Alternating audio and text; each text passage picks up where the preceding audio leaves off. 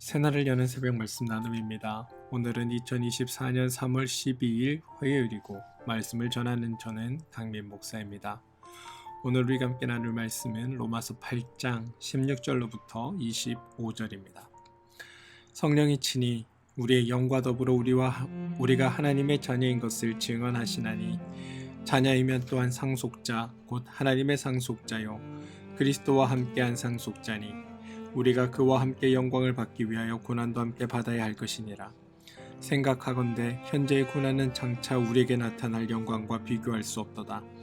피조물이 고대하는 바는 하나님의 아들들이 나타나는 것이니 피조물이 허무한데 굴복하는 것은 자기의 뜻이 아니요 오직 굴복하게 하시는 이로 말미암음이라. 그 바라는 것은 피조물도 썩어짐의 종로로 탄 데서 해방되어 하나님의 자녀들의 영광의 자유에 이르는 것이니라. 피조물이 다 이제까지 함께 탄식하며 함께 고통을 겪고 있는 것을 우리가 아느니라. 그뿐 아니라 또한 우리 곧 성령의 처음 익은 열매를 받은 우리까지도 속으로 탄식하여 양자될 것 곧 우리 몸의 속량을 기다리느니라. 우리가 소망으로 구원을 얻었음에 보이는 소망이 소망이 아니니 보는 것을 누가 바라리요. 만일 우리가 보지 못하는 것을 바라면 참음으로 기다릴지니라. 로마서 8장 16절로부터 25절 말씀입니다. 17절을 다시 한번 보시면 자녀이면 또한 상속자 하나님의 상속자요 그리스도와 함께한 상속자니 우리가 그와 함께 영광을 받기 위하여 고난도 함께 받아야 할 것이니라 라고 고백하고 있습니다.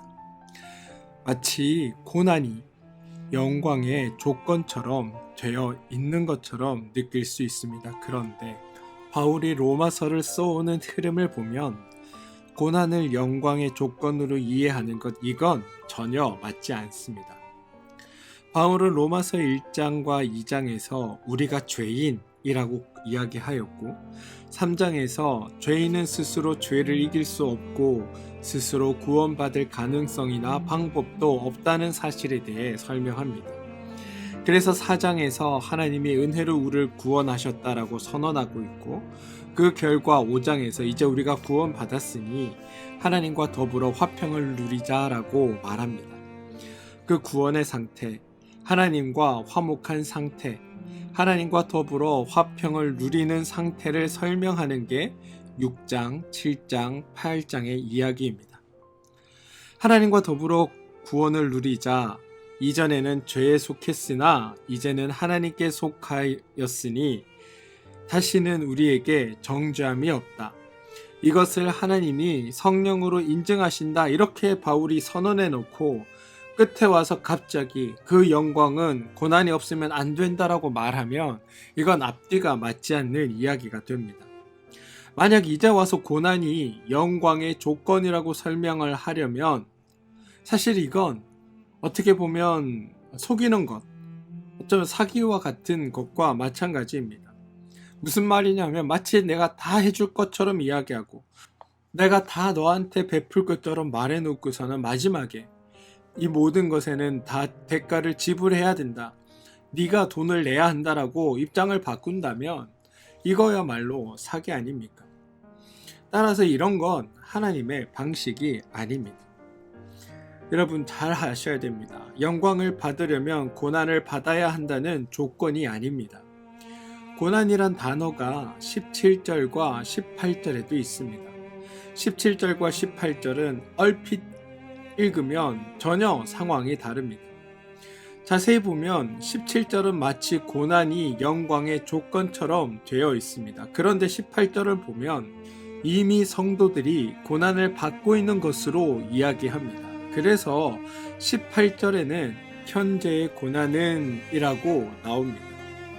대부분 평범하게 사는데 그 중에 특별히 큰 고난을 받는 사람이 있고 그들은 그렇기에 큰 영광을 받을 것이고 대충 고난을 비켜가는 사람은 영광도 대충 그 사람을 비켜갈 것이다. 그러니 영광을 받고 싶은 사람은 알아서 큰 고난을 받아라. 이렇게 이야기하고 있는 게 아니라는 겁니다. 여러분 본문은 지금 성도들의 삶, 특정 일부만이 아닌 모든 성도들의 삶을 고난을 받고 있는 상태로 이야기하고 있습니다. 그런데 또 이렇게 보니 제가 이야기한 것과도 좀 다른 것 같다라는 생각이 드실 수도 있습니다. 인간이 죄인이었다가 구원을 받아 이제 새로운 피조물이 되었고 하나님이 은혜와 복을 주셔서 그 복을 누리고 사는 멋있고 신나고 즐겁고 행복한 삶이 신앙이라고 제가 앞에서 설명드렸는데, 성경이 지금 그런 성도의 삶을 고난이라고 말하고 있기 때문입니다. 영광을 받기 위해 따로 또 고난을 받아야 한다는 말이 아니라 이미 성도의 삶이 고난이라고 성경이 이야기한다는 겁니다. 지금 고난받는 자가 있어 나중에 영광 받을 자가 있고, 지금 고난 대신 평안한 삶을 살고 있어서 나중에 받을 영광이 별로 없는 사람이 있는 것이 아니라 지금 모든 성도가 이미 고난을 받고 있다라고 이야기한다는 겁니다. 근데 여러분, 만일 고난이 영광의 조건이라면 성도는 모두 영광을 받을 것입니다. 왜냐하면 성경이 성도의 삶을 이미 고난의 삶을 살고 있다라고 말하고 있기 때문입니다. 그럼 성경은 왜 앞에서는 성도의 삶이 기쁨이고 행복이고 즐거움이고 감사라고 해놓고 이렇게 고난받고 있다라고 이야기하고 있는 걸까요? 여러분, 현재 성경이 성도의 삶을 고난이다라고 표현한 것은 성도가 살다가 지치고 힘들어 한탄하는 말이 아님을 기억하셔야 합니다. 내가 살면서 지금 내 삶이 너무 힘들어 이렇게 얘기하고 있는 것이 아니라는 겁니다. 하나님이 지금 말씀하시는 겁니다. 그러면 왜 하나님은 우리 성도의 삶을 고난이라고 하셨을까요? 하나님의 뜻은 우리가 하나님 안에서 자유와 평화와 행복과 안식과 또 하나님 안에 행복을 누리며 사는 일이고, 그것을 위해 하나님께서 직접 십자가의 고난을 짊어지셨으면서 왜 이렇게 우리의 삶을 고난이다라고 말씀하고 계시는 걸까요? 여러분, 성경을 읽을 때 하나님의 마음과 심정을 가지고 읽어야 한다라는 말씀을 제가 전해드린 적이 있습니다. 여러분, 우리는 하나님의 자녀입니다. 하나님의 상속자입니다. 그러면 하나님이 주시는 영광과 존귀와 거룩과 기쁨과 행복, 이런 것들에 푹 빠져 살아야 합니다. 하나님이 우리를 그런 하나님의 나라에, 그런 하나님의 잔치 자리에 우리를 부르시고 그곳에서 살게 하셨기 때문입니다. 우리의 속한 위치를 하나님의 나라로 완전히 옮겨주셨기 때문입니다. 그런데 그 모든 것이 우리 가운데 완성되어 있지만 우리는 아직 그러한 완벽한 하나님의 나라 앞에서 그것들을 누리며 살고 있는 것이 아니라 여전히 세상 속에 온전하지 못한 가운데 놓여 있다는 겁니다. 그런 우리의 모습을 보시고 하나님이 우리에게 하시는 말씀이 고난이다라는 겁니다. 이해가 되십니까?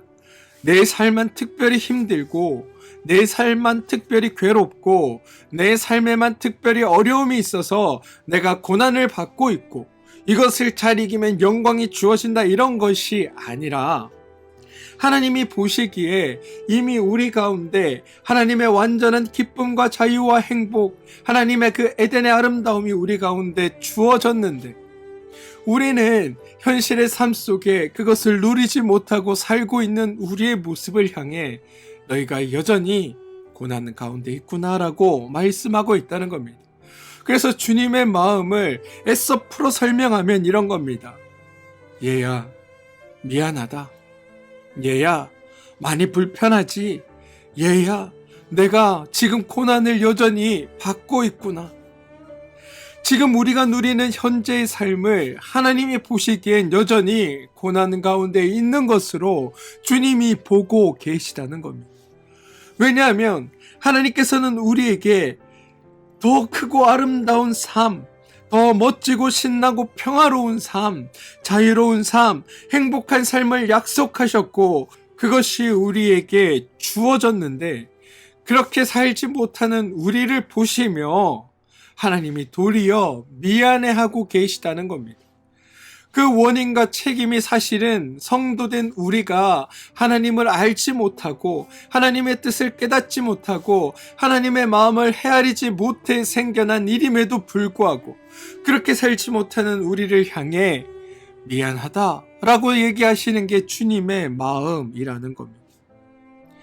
이제 예수님께서 우리 가운데 오셔서 우리 몸이 구속함을 받고 하나님의 나라에 들어가 하나님의 영광과 존귀와 거룩에 함께 동참하고 어린 양의 혼인잔치에 참여하게 될 그날이 온다면 정말 하나님과 더불어 비교할 수 없을 만큼 멋지고 영원한 삶이 우리 가운데 지속될 것이지만 아직 그 일이 우리 가운데 오지 않았기에 예수 그리스도의 재림이 우리 가운데 이루어지지 않았기에 하나님께서 보시기에 우리의 삶을 고난이다라고 표현하고 계시다는 겁니다. 여러분, 주님은 나의 구원뿐만이 아니라 더 많은 하나님의 자녀들을 구원하시기 위해 지금 당장 재림하지 않으시고 우리가 재림을 기다리고 있는 이 삶을 고난받고 있다라고 말씀하고 계십니다.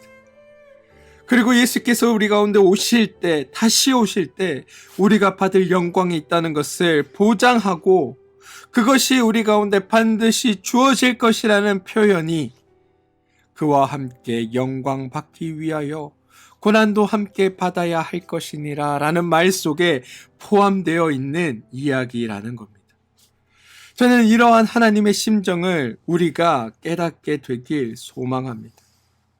사랑하는 성도 여러분, 하나님께서 우리에게 말씀하시기를 너희들을 향해 준비한 온전한 기쁨과 행복과 복과 그 일들이 너무나 많은데 아직 그때가 온전히 너에게 이루어지지 않은 것에 대해 하나님은 우리를 향해 너희가 고난을 받고 있구나. 하나님이 우리를 향해 미안해하고 계시다는 겁니다. 제발 이러한 하나님의 마음을 헤아리게 되시길 소망합니다. 우리는 그러한 하나님의 마음에 감동하고 그러한 하나님에 대해 감격해야 합니다. 그게 하나님과 우리와의 바른 관계입니다. 하나님은 우리에게 모든 것을 다 해주시고서도 우리의 삶을 고난이라 여기고 미안하다 생각하고 우리는 지금 받은 것에 대해서도 이미 과분하고 충분하기에 그것에 대해 기뻐하고 감사하고 주님 앞에 영광을 돌려나가는 것, 그게 우리에게 있어야 하는 일입니다. 저는 여러분의 삶에 이런 일들이 충만히 일어나게 되길 소망합니다. 하나님과 바른 관계를 맺으시고 하나님이 주실 것 그리고 주시는 그 마음을 헤아리시고 하나님 안에서 참되게 기뻐하며 살아가는 일들이 감사하며 황송해하며 살아가는 일들이 우리 안에 있게 되길 소망합니다. 그리고 더 나아가 하나님이 우리를 향해 느끼시는 그 마음처럼 우리 또한 다른 사람을 바라볼 때 내가 피해준 일이 하나도 없음에도 불구하고 안타까워하고 미안해하고 빚진 자의 심정으로 그들을 위해 기도하며 함께 그들과 하나님의 구원을 누릴 수 있게 되기를 소망하며 그들에게 하나님의 참된 기쁨의 삶을 드러내고 나타내서 그들 또한 하나님의 온전한 자녀로 하나님을 아버지라 고백하는 죄에서 하나님께로 옮겨진 자들로 살아가게 하는 일에 우리 모두가 힘써 나가게 되길 소망합니다. 함께 기도하겠습니다. 주님의 마음을 깨닫고 살게 도와주시옵소서. 그래서 하나님 안에서 참되고 행복한 믿음의 삶을 살게 하여 주시옵소서. 또한 우리 주변에 있는 사람들을 향해 아직 하나님이 누구인지 모르는 이들을 향해 빚진 자의 심정으로 그들을 위해 기도하게 하시고 그들 또한 하나님의 나라로 옮겨져 하나님의 자녀로 살아가는 일에 우리 모두가 힘써 일할 수 있게 도와주시옵소서. 예수님의 이름으로 기도합니다. 아멘.